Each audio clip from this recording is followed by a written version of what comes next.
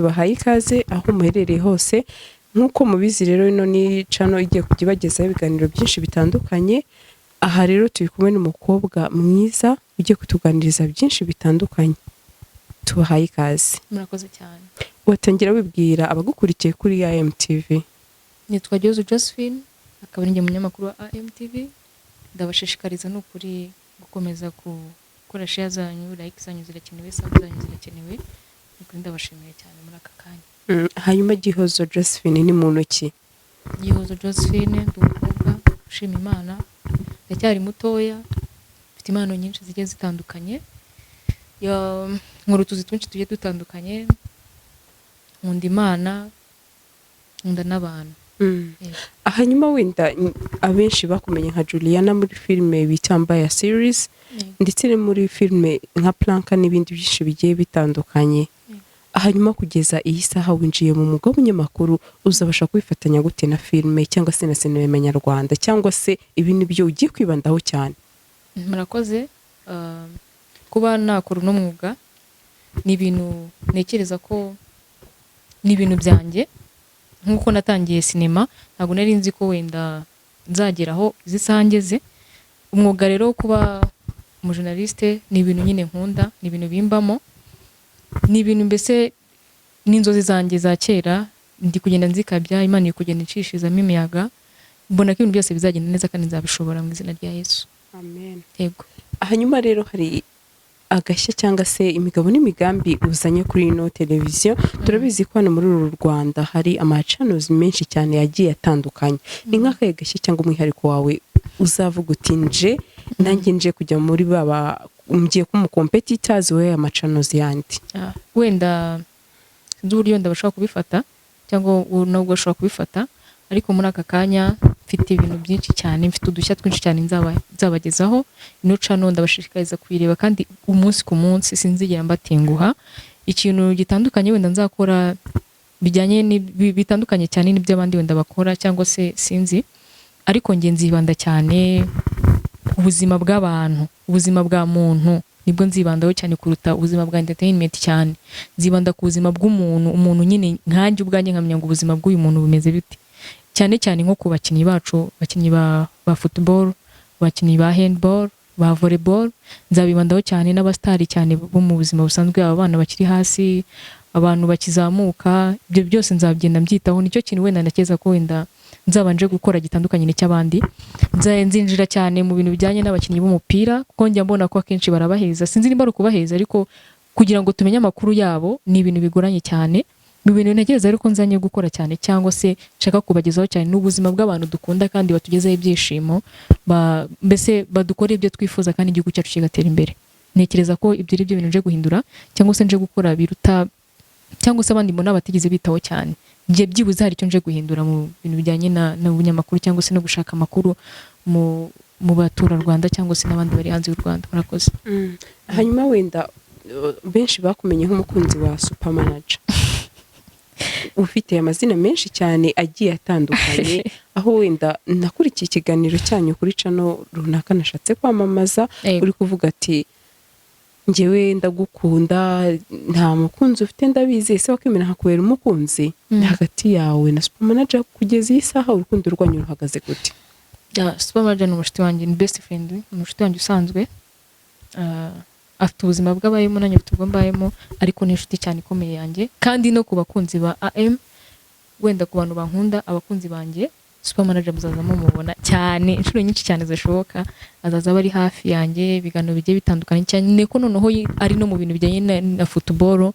Tuzajya tuba turi kumwe inshuro nyinshi cyane, ntekereza ko mutazigera mumubura. Ariko hagati aho ni inshuti yanjye isanzwe kandi ni umushuti mwiza, ni umuntu nyine ni umujyanama mwiza cyane. Ni ukuvuga ngo akuba hafi akugira inama cyane, ni umujyanama mwiza cyane pe. Ndanamushimira ahantu hose ari azabona iki kiganiro, azamenye ko ndi umuntu muba hafi kandi nanjye akamba hafi. Ndanamushimira ku bwitange bwe. Yego. Uravuze ngo uramushimira ku bwitange bwe. Yakwitanzeho iki ku buryo kugeza iyi saha biri gutuma umushimira gutyo?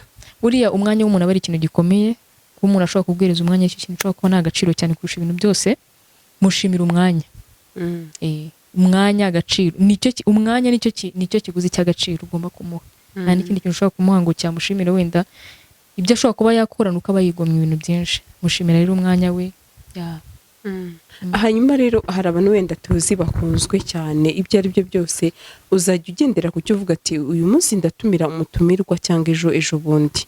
Hari abo tuzi bakunzwe bagiye batandukanye nk'aba Muzehe Keve, Bayaka n'abandi benshi batandukanye. Nzagendera kuki? Nta kindi kintu bisaba kinini cyane sibye kuba wenda wowe ubwawe mbese kuba wumva ko ibyo ugiye gukora bishoboye. Ntabwo ushobora kugenda ngo ubwire umuntu umutunguye mubwira ati ngenda gushaka gutukana ikiganiro, ni hahandi azaza agakora ibintu bitandukanye n'ibyo wenda watekerezaga kuba wamubaza. Ngiye nzaza mbitegura, n'ibintu nzantegura, banze bibwire umuntu, tubanze dusezeranye tuvuga ati ejo cyangwa ejo bundi tugomba gukorana ikiganiro. Ngiye ntabwo sinzi ko nzakora ibiganiro ngenje kugira ibintu bimwe na bimwe mpindura. By the way, wenda n'abantu bari kubireba, hari ibintu bimwe na bimwe nje guhindura. Kuba watumira umuntu mu kiganiro runaka ntabwo ari ukuvuga ngo aze yambaye uko ashaka. Byibuze nkeneye kugira ngo mpindure look y'uburyo twakira abantu baje kuri channel zacu cyangwa kuri TV zacu. Ikintu nje guhindura kinini cyane mu buryo bwo gutumira abantu tumirwa banjye kugira ngo baze mu kiganiro, byibuze bagire look nziza, kugira ngo byibuze n'umuntu ugiye gukoresha ikiganiro hagira indi sura abantu bamubonamo, byibuze itandukanye niyo yari arimo bitewe n'ikiganiro mugiye gukorana. Hari ikintu rimwe na rimwe njya mbona twibagirwa. Ugiye gutumira umuntu muje gukorana ikiganiro ariko aje yambara ibintu biri bizarre, bisa nabi cyane, kandi ubuje kumubaza wenda ku buzima bwa mbese ku rugendo rwa sinema nk'umuntu w'umukinnyi wa sinema. Harimo abantu baba batamuzi kandi umukinnyi wa filime, ariko wenda yinjiye ako kanya abantu wenda tuvuge icana n'ubwa mbere umuntu ayirebye ari mu cyaro, ntabwo irazi ko umuntu ari umukinnyi wa filime, ariko atangaje wenda kuri channel avuze ati cyangwa kuri TV avuze ngo ngende wenda avuge ngo hari igihe umuntu atumira n'undi munyamakuru ko ntamenyekane n'umunyamakuru akaza kubivuga nyuma, cyangwa se umukinnyi wa filime akaba yaza ariko ukabona ukuntu agaragara ntago ameze nk'umukinnyi.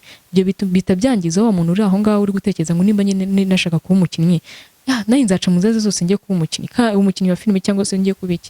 Ni ibintu biharanirwa. Rero ikintu nje guhindura ni imyambarire, kugira ngo nyine ikintu nshaka guteza imbere hagati aho ni kugira ngo byibuze tugire uko tugaragara imbere y'abatureba cyangwa se imbere y'abakunzi bacu, tugire uko dusa tugaragara. Umuntu areke kuza asa nabi ku buryo ashobora kuba yagusebya cyangwa se ashobora kuba yavuga ibintu bihabanye.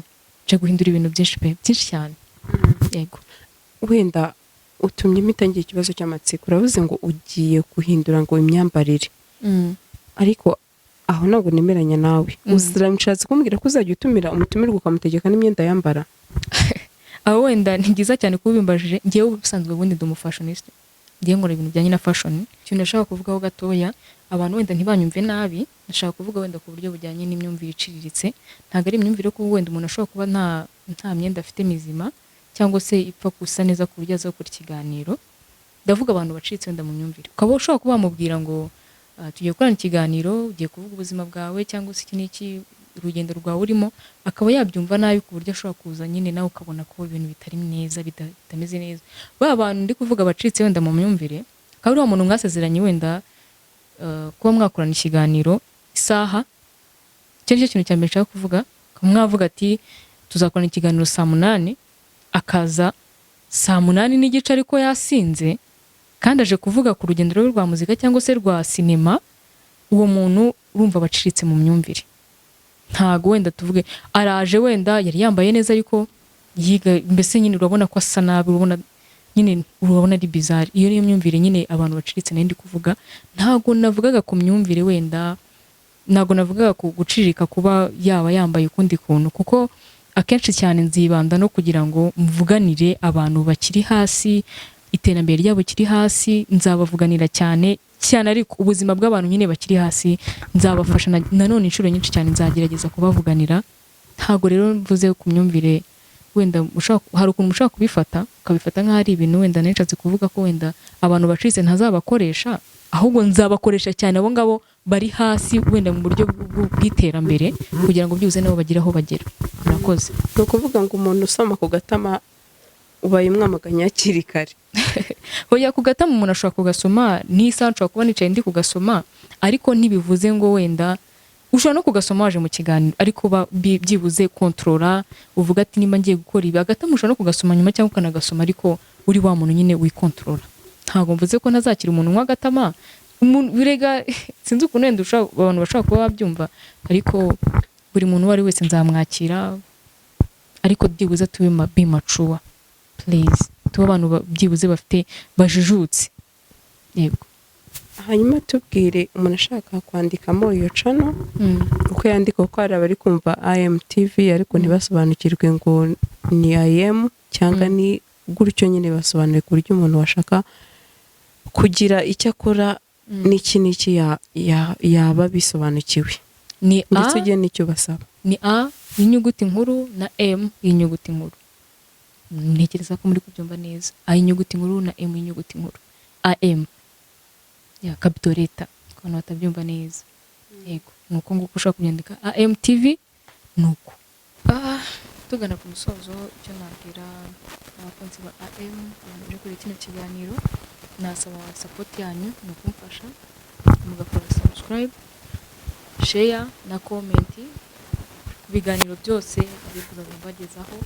Mbaye mbashimiye ubwitange bwanyu, urukundo rwanyu, ukuri kw'Imana mbegeze mufashe kandi nanjye nzabereka ibishoboka byose, nzabakorera buri kimwe cyose gishoboka, nzabagezaho ubuzima butandukanye bw'abantu bagenzi bacu bari hano hanze aha. Ntekereza ko rero ngiye kubakorera ibintu byiza kandi ubuzima zishimye n'abasezeranira. Murakoze cyane. Ya Teta wakoze cyane rwose ku mwanya mutoya watugeneye. Ubwo tuzaba tureba ibisakurikiraho, reka twitege ibyiza. Namwe murakoze cyane.